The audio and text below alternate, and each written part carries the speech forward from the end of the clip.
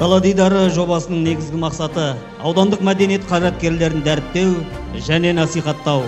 Шығыс Қазақстан өнер музейінде жыл бойы өтіп жатқан бұл шараға шығармашылық ұжымдар, көрме ұйымдастырушылар, авторлар, аудандардың мәдениет саласының қызметкерлері атсалысуда.